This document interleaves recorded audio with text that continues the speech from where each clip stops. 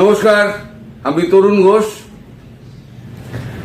গতকালকে এই যে ট্রাম্পের যেটা পোস্টটা নিয়ে যেটা কপি ভারতবর্ষের মানে পশ্চিমবঙ্গের এবং ভারতবর্ষের মিডিয়া যেটা নিয়ে খুব কথাবার্তা বলতে শুরু করলো, হঠাৎ আজকে সকাল থেকে দেখছি বাংলাদেশি মিডিয়া এবং সোশ্যাল মিডিয়া একাংশ, আমি পুরো বলবো না, একাংশ যারা দেশের সমালোচনা করত, সরকারের সমালোচনা করত, তারা হঠাৎ উল্টো সুর গাইতে শুরু করেছে।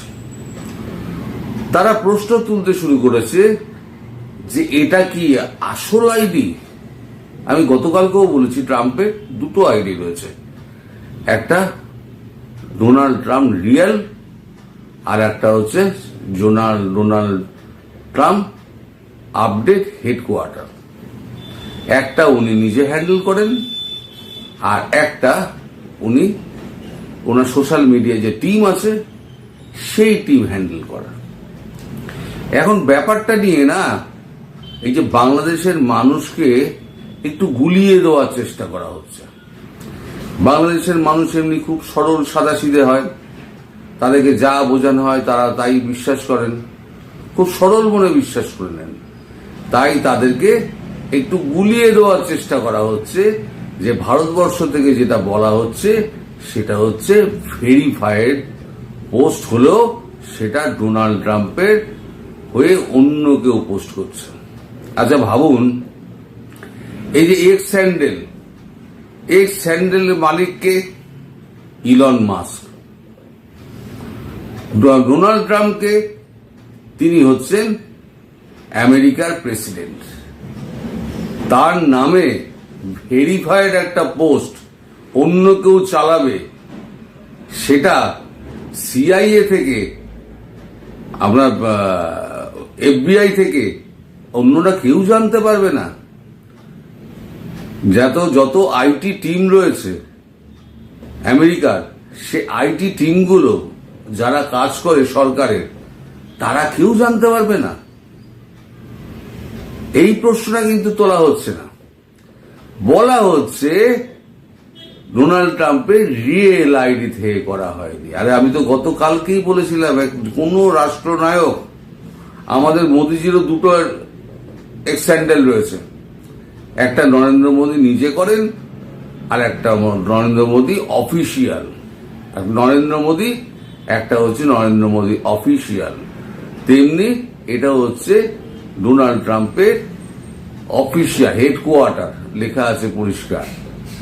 তা এই যে প্রশ্নগুলো, এরা কিছুদিন আগেও দেখতাম এরা সরকারের বিরোধিতা করছেন। আমিও বলতাম যে বাংলাদেশের বুকে বসে এইরকম মানে সোশ্যাল মিডিয়ায় লোকজন করছেন, আমি তাদেরকে ধন্যবাদ জানাই। এখন তারাই উল্টো সুর গাইতে শুরু করেছেন। টোটাল ব্যাপারটাকে গুলিয়ে দাও, মানুষের মধ্যে একটা সন্দেহ ঢুকিয়ে দাও। কিন্তু সাধারণ মানুষ, আপনারা চিন্তা করুন, একজন প্রেসিডেন্ট, তার নামে একটা অন্য লোক ভেরিফাইড পোস্ট সে আমেরিকায় বসে চালিয়ে যাচ্ছে, না ডোনাল্ড ট্রাম্প সরকারের লোক ধরতে পারছে, না তার গোয়েন্দা সংস্থা ধরতে পারছে, না এক্স স্যান্ডেলের মালিকের কাছে খবর যাচ্ছে। এক্স স্যান্ডেলের মালিক যে ইলন মাস্ক, তিনি এবং ডোনাল্ড ট্রাম্প দুজনে গলায় গলায় বন্ধু।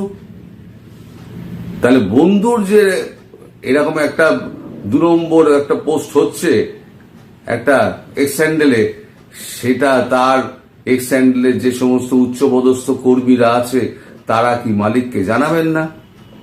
অবশ্যই জানাবেন। আপনি হলেও জানাতেন, আমি হলেও জানাতাম। তাই এই সমস্ত প্রশ্নগুলো কিন্তু তোলা হচ্ছে না। বলা হচ্ছে যে বাংলাদেশ নিয়ে যে সমস্ত করা হচ্ছে জিনিসগুলো, সেগুলো ওখান থেকেই করা হচ্ছে এবং সুপরিকল্পিত চক্রান্ত। ব্যাপারটা মোটেই সুপরিকল্পিত চক্রান্ত নয়, চক্রান্তটা করা হচ্ছে বাংলাদেশের মানুষের সঙ্গে। এই সমস্ত সোশ্যাল মিডিয়ায় যারা এই সমস্ত বলে বেড়াচ্ছেন চক্রান্তটা, তারা করছেন। আমি সাধারণত কারোর নামে কখনো বদনাম করি না, আর নাম তুলে তো করিই না, বরং প্রশংসা করার হলে আমি নাম তুলে করি, প্রশংসা করি, আমি খোলা গলায় আমি প্রশংসা করি। কিন্তু যখন সতর্ক করার সময় এসছে না, তখন কিন্তু আমাকে মুখ খুলতেই হবে। তাই আমি আপনাদের সাবধান করে দিচ্ছি, এরা যে সমস্ত রটিয়ে বেড়াচ্ছে না, সেই সমস্ত রটনায় কান দেবেন না। খুব সাধারণভাবে বিচার করুন যে একটা দেশের প্রেসিডেন্ট, তিনি তার নামে একটা ডবল একটা চলছে, ফেক চলছে, তিনি জানতে পারছেন না, এটা বিশ্বাসযোগ্য নয়, কখনোই বিশ্বাসযোগ্য নয়।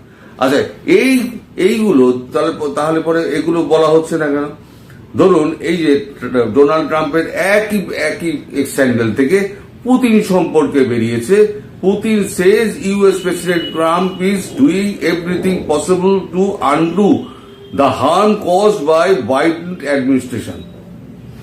বাইডেন অ্যাডমিনিস্ট্রেশন যা যা করে গেছিল সেই ত্রুটিগুলোকে শোধরানোর চেষ্টা করছেন ডোনাল্ড জে ট্রাম্প। এটা পুতিন বলছে। পুতিনের সাক্ষাৎকার দিয়ে এই সমস্ত ছবিও কিন্তু ওই ট্রাম্পের ওই পোস্ট থেকেই কিন্তু দেওয়া হয়েছে। আমি গতকালকেই দেখিয়েছিলাম, শুধু বাংলাদেশ নয়, এখানে প্রচুর লিস্ট রয়েছে একেবারে ডোনাল্ড ট্রাম্পের ওখান থেকে কাদের এই সমস্ত এগুলো পর লাইন দিয়ে রয়েছে। সেখানেই 3 নম্বরে রয়েছে Sheikh Hasina is coming back as Bangladesh PM soon. তাহলে এই কথাগুলো কিন্তু বলা হচ্ছে না, শুধু বলা হচ্ছে যে এইটা কিন্তু একটা গোলমেলে ব্যাপার, আপনারা এর থেকে সাবধান হন। আসলে সাবধান হওয়ার কিছু নেই, আপনারা যা করতে চাইছেন সেটা সফল হবে না, সাধারণ মানুষকে আপনারা ভুল বোঝাতে পারবেন না। এবার দ্বিতীয় আসি আমাদের অ্যান্টনিও গুতেরেস। ধোবি কা কুত্তা, না ঘর কা না ঘাট কা। এই জাতিসংঘ তার ওপর থেকে হাত তো প্রায় তুলেই নিয়েছেন ডোনাল্ড ট্রাম্প। যেটুকু বাকি আছে সেটা হচ্ছে পুরো সমর্থনটা তুলে নেব। এবং খুব একটা আশ্চর্য হবেন না যদি ইউনাইটেড নেশন সিকিউরিটি কাউন্সিল থেকে যদি আমেরিকা নিজের নাম প্রত্যাহার করে, তাহলে পরে এই যে ইউনাইটেড নেশন সিকিউরিটি কাউন্সিল, এইটা নামে মাত্র আছে, এটা কোনো কাজ করে না। এইখানেও কিন্তু আমেরিকা প্রচুর পয়সা দেয়, প্রত্যেকটাতে প্রচুর পয়সা দেয়, এইখান দিয়েই যে নাম তুলে দেয়।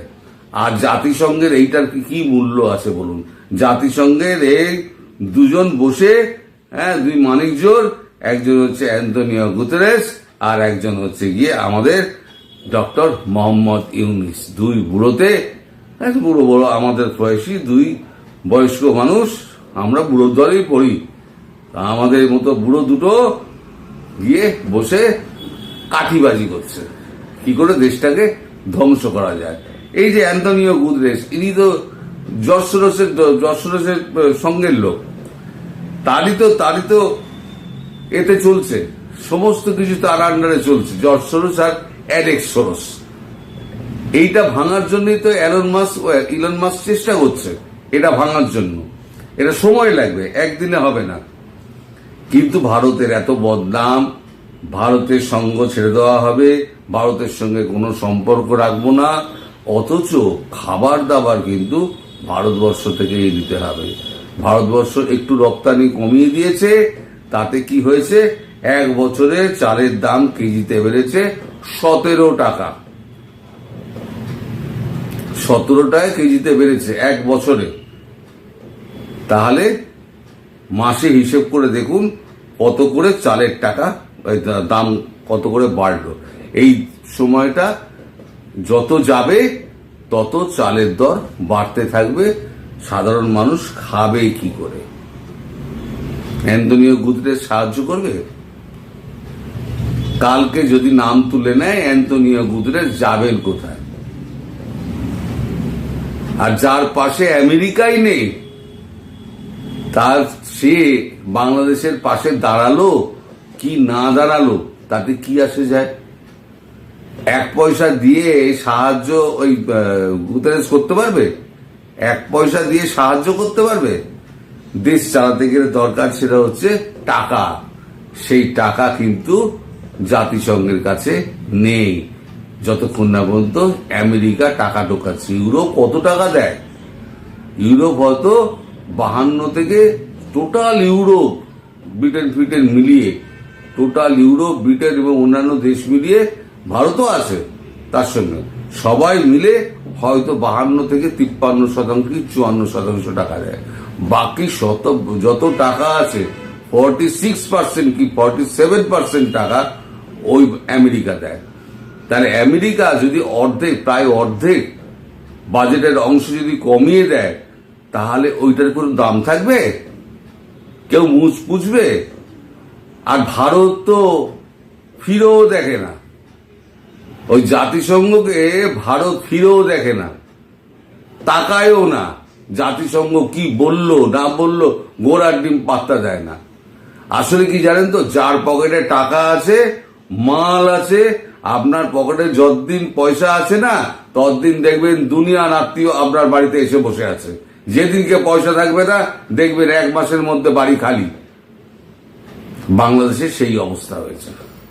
তার উপর শত্রু বেড়ে গেছে, মানে শত্রু বাড়িয়ে দিয়েছেন এই আমাদের ডক্টর ইউনূস। তিনি চারিধারে শত্রু উনি তৈরি করছেন। উনি চায়না যাচ্ছেন, খুব ভালো কথা। সবাই বলছে ভারতবর্ষকে টাইট মারার জন্য চায়নাকে নিয়ে। আসলে চায়নার উদ্দেশ্যটা কি? চায়নার প্রচুর টাকার প্রজেক্ট এখানে ফেসে আছে, বিলিয়ন বিলিয়ন রুপিসের প্রজেক্ট এখানে ফেসে আছে। চায়না সেগুলোকে সুরক্ষিত করার জন্য যত প্রকার কাজকর্ম করা যায় সেইগুলো চায়না করার চেষ্টা করছে। ভারতের সঙ্গে ভুলেও ঝামেলার সৃষ্টি করতে যাবে না। চায়নার খেয়ে দিয়ে কাজ নেই। এক টুকরো বাংলাদেশের জন্য, 1 খণ্ড জমির জন্য, তার জন্য, একটা ভূমিখণ্ডের জন্য সে বাংলাদেশের মতো, এই ভারতবর্ষের মতো একটা দেশের সঙ্গে সে শত্রুতা করতে যাবে, এত বোকা জিনপিংকে ভাবার কোনো প্রয়োজন নেই। আর একটা জিনিস আমার চোখে হঠাৎ পড়লো, সেটা হচ্ছে হাসনাত আব্দুল্লাহ সে একটা পোস্ট দিয়েছে, খুব ভাইরাল হয়েছে বাজারে। পোস্টটা দিয়েছে, লিখেছে, যে পদ থেকে আওয়ামী লীগ পালিয়েছে ঠিক সেই পদ দিয়ে আওয়ামী লীগকে ফেরানোর ষড়যন্ত্র করা হচ্ছে। ভাইবো, যে পদ দিয়ে তোমরা এসছিলে সেই পদ দিয়ে তোমাদের পালানোর সময় এসছে, আমি এটা বলে গেলাম। তোমার পোস্টটা ঠিকই আছে, শুধু একটু এদিক ওদিক হয়ে গেছে, এলোমেলো হয়ে গেছে। ওই যে পদ দিয়ে তোমরা এসছিলে সেই পদ দিয়ে পালানোর চেষ্টা করা হচ্ছে। এই যে যত সোশ্যাল মিডিয়া যারা সরকারের বিরুদ্ধে ছিল, তাদেরকে কলকবজা নেড়ে তাদেরকে সরকারের ফরে আনার চেষ্টা করা হচ্ছে, যাতে তোমাদের পাশে একটু সমর্থন জোগানো যায়। বুঝতে পেরেছো ভাইবো? এই সমর্থন জোগানো যাবে না। বাংলাদেশের মানুষ কিন্তু বুঝে গিয়েছে কোনটা ঠিক কোনটা ভুল। সুতরাং বাংলাদেশের মানুষকে তোমরা আর ভুল বোঝাতে পারবে না। ওই তোমাদের সোশ্যাল মিডিয়া যত আছে, প্ল্যাটফর্ম আছে, তারা তোমাদের টিভি চ্যানেল যতকেই কাজে লাগাও, তোমাদের উদ্দেশ্য ফুলফিল হবে না। তোমরা চরম দিনের জন্য অপেক্ষা করো, এই আমার সতর্কবাণী রইল। দর্শক সবাই ভালো থাকবেন, সুস্থ থাকবেন এবং সাবধানে থাকবেন। নমস্কার।